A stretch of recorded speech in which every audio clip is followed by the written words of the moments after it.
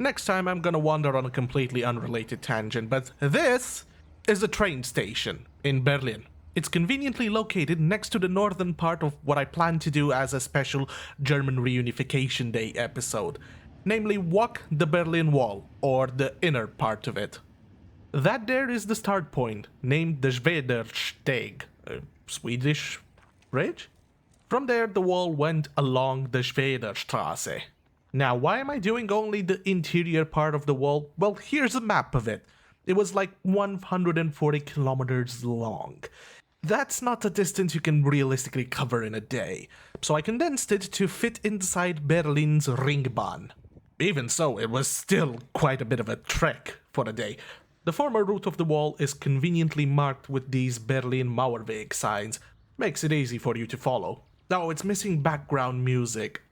Trying to find the set of songs that is not copyrighted to hell and back. It is a bit difficult, so here, have some underground GDR rock music. Wait, GDR? What's that? To briefly explain it, after the Second World War, Germany was divided into territorial parts for the Soviet Union, United States of America, France, and Great Britain. Berlin was also divided the same way, which led to this wall being created, but I'll get to that. Disagreements between the Soviet Union and the Western powers led to the nation being fractured, with the Federal Republic of Germany being formed in the west and the Democratic Republic of Germany being formed in the east. Democratic in name only. Currently we are in the aptly named Mauer Park, or Wall Park. Looks wide, open, very nice for doing sports and exercises, right? Yeah, 30 years ago, this was no man's land. I'm talking barbed wire, anti-vehicle trenches, every single possible way to prevent people fleeing East Germany to West. Most of these attempts were made here, as the wall now turns right on Bernauer Straße. The buildings that you see now on the right side, those are newly built. Before it was, again, no man's land, death zone, however you want to call it. The main point is, you did not want to be caught in that area. Along this street you'll also find marked various escape tunnels they used to try to cross into Western Germany. Yeah, to the right it was West Germany, to the left it was East Germany. Hang on, tunneling to get out of the country, what's going on here? As we continue to walk on Bernauer Straße, a bit of more history. You see, in the Second World War, the Nazi Germans were downright bastards to the Soviet Union. Therefore, after the war, the Soviet Union were downright bastards to the German on their side of the map. While the Allies reinvigorated West Germany's economy with the Marshall Plan, the Soviets stole East Germany's economy as war reparations. Add to that the violent suppression of the 1953 East German uprising, and with declining living conditions and increased Sovietization, people didn't really want to live in East Germany anymore. So they went to their Aunt Helga in Hamburg and never came back. Back then it was simple to do, as they could still cross into West Berlin and just take a train from there. Nobody's gonna ask them if they're coming from Eastern Germany or not. It was a giant loophole. One that got closed in 1961 when they started building the Berlin Wall, that went all around West Berlin. This was also the final division of Germany. West Berlin was connected to Western Germany only by a highway and a train track, both without any stops, both heavily monitored to prevent illegals escaping. This part of Bernauer Straße serves as an open park memorial for the victims that tried to cross the wall. It also has sections of the wall and these rebars marking where it once stood. One people, two nations created by political machinations. Imagine this is me, walking along the wall, upset at my brother Rudolf, who was too stubborn to leave his home from Eastern Germany. I would not see him again for 30 years. Numerous attempts to cross the wall happened after it was built. Some were incredible success stories. Others were quickly shut down by the Stasi. At least 130 of them ended in tragedy. The most striking of which were children drowning in the river Spree, unable to be saved as whoever was swimming there would be mistaken as an escapee and shot by the East German guards. With most of the heavy stuff behind us now, I hope I'll probably speak some more as I edit this video, the wall started turning north here on Gartenstrasse. This part here that is now a park was also no man's land back then. They really loved making these spaces as wide as possible to prevent escaping attempts. This site here is also where the former station Nordbahnhof was located. The tracks here on the ground serve as a reminder of that. It was closed down in 1952 and demolished a couple of years later, partly due to war damage and the tracks going into West Berlin, something East Berlin wasn't too keen on. Underneath this massive steel bridge that was part of the Stettnerbahn going into Nordbahnhof, enter the roundabout and take the third exit onto Liesenstraße. That's where the wall goes through. Had to make a good GPS voice. At the end of this street we reach Chausseestraße, where one of the border crossing checkpoints was located. Completely unremarkable except one attempt to escape in 1989. And because I didn't make this clear, the way I'm going and filming, imagine to the left it would be Eastern Berlin and to the right it would be Western Berlin. Now the wall continues up north for a bit, then it goes to the left on Boyerstraße. The street is notable as right behind where the wall was in the Soviet occupation zone, there is a hospital. Today is known as the Bundeswehr Hospital, and I couldn't really film it without risking an international incident. Back during the Soviet occupation day, it was the People's Police Hospital, where usually people attempting to cross the border were treated. Because, you know, they were inevitably shot.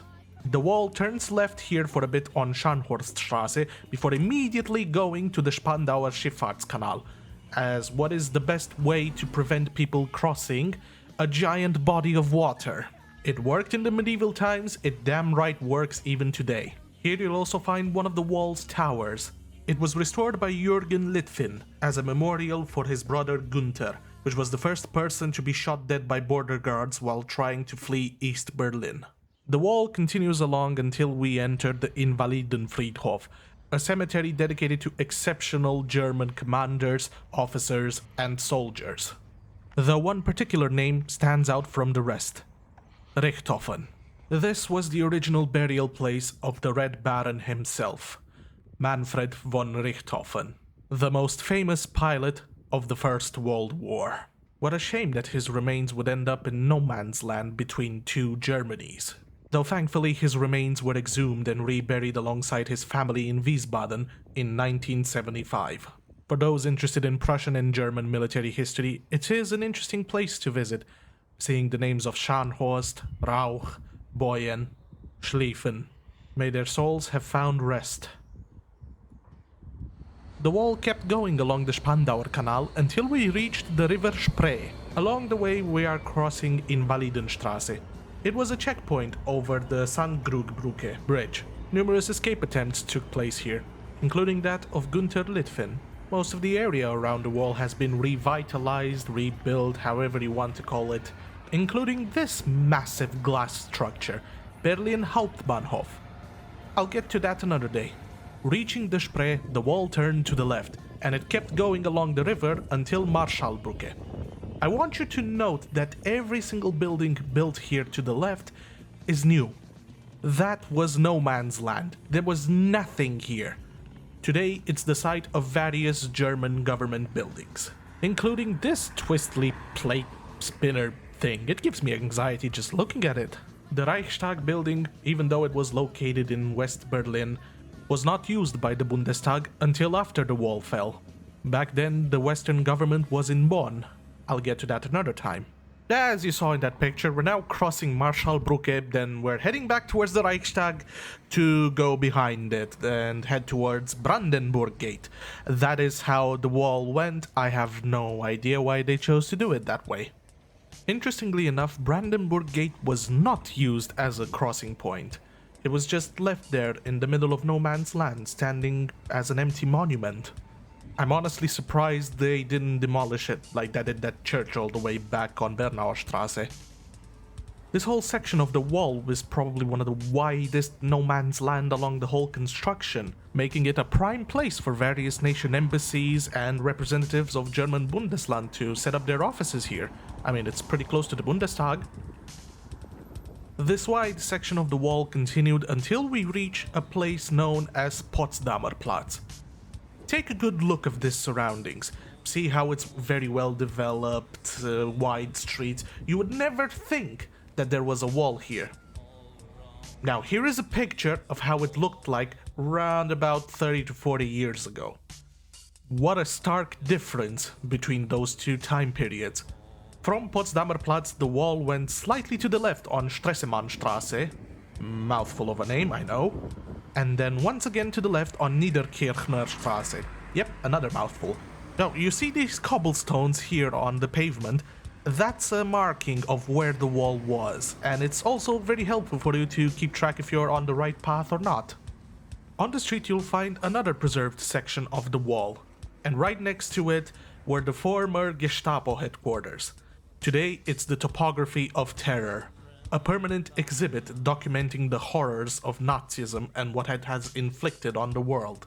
The street now becomes Zimmerstraße, and on it you find the Trabi Museum and Trabi World, basically every single thing related to a Trabant you can imagine.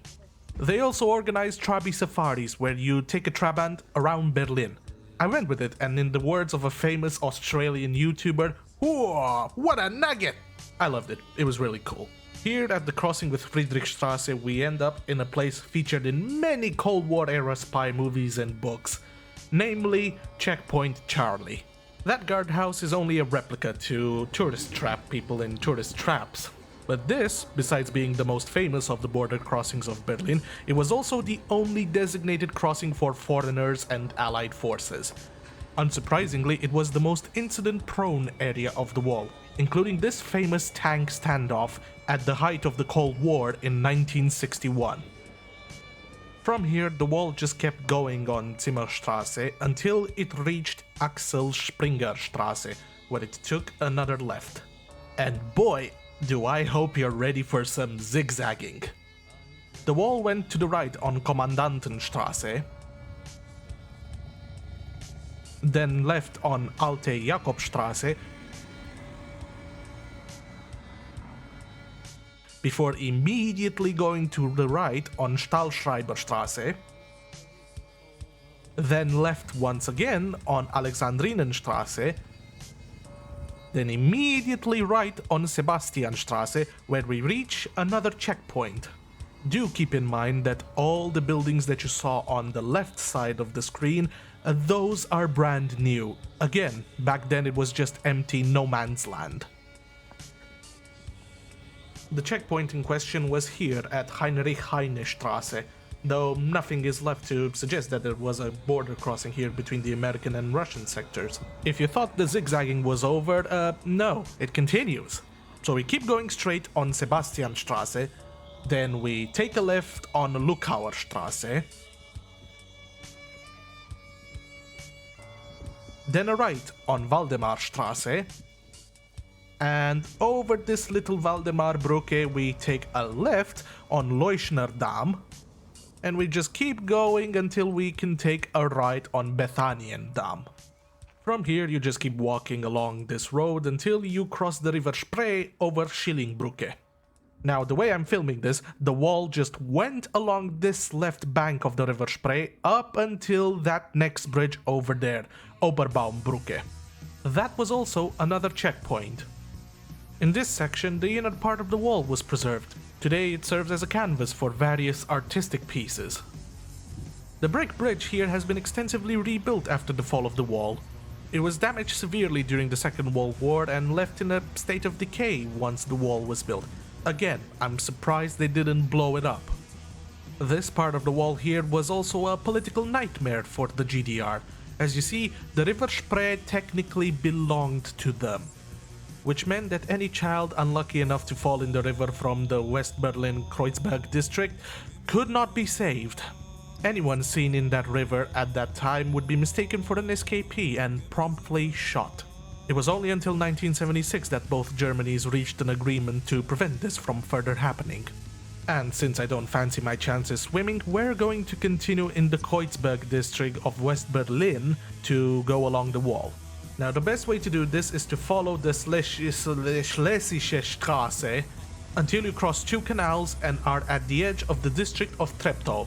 You should be able to find the cobblestones marking where the wall was, and as it's typical for this channel, again there was a construction site in my way, so I had to go around it in the park and just walk parallel to it as best I could. Here you'll also find another of these towers. This was specifically a command tower to monitor 18 other towers and the nearby border security. Here you just follow the river canal until you reach this triangle-shaped space and the Lochmühlenbrücke. From here you just continue on Harzerstraße. This whole part of the city is being rebuilt, new places for people to stay in, and it was one of the narrower parts of the wall, best seen as we take a left now on Boucherstraße. I wonder if the people were just staying on the balcony and telling stories from one another. I mean, you can have a proper conversation at that distance. From Boucherstraße we're going to take a right on Heidelberger Straße and go all the way to the end. It's quite a long walk actually. Most of Heidelberger Straße was, again, death pits, no man's land, open space, which was rebuilt after the wall fell. Except for this part here, which was a narrower strip. As you can see in the image, it was a wall and buildings on the left side. Those buildings are demolished and replaced with these modern ones. The final turn on this, frankly, too long wall journey, we are taking a left on Treptower Straße and we go all the way to the end of it. Because at the end of it we reach Kiefholzstraße and the bridge with the Berlin Ringbahn, marking the end of this inner Berlin half-marathon walk. Now if you'll excuse me, after that workout I'm gonna go get a zesty drink. I hope you enjoyed this little rambling walk of me in the inner part of Berlin following a wall. And if you keep wondering what's a Ringbahn, it's basically an S-Bahn line that goes all the way around Berlin in a ring. Until next time.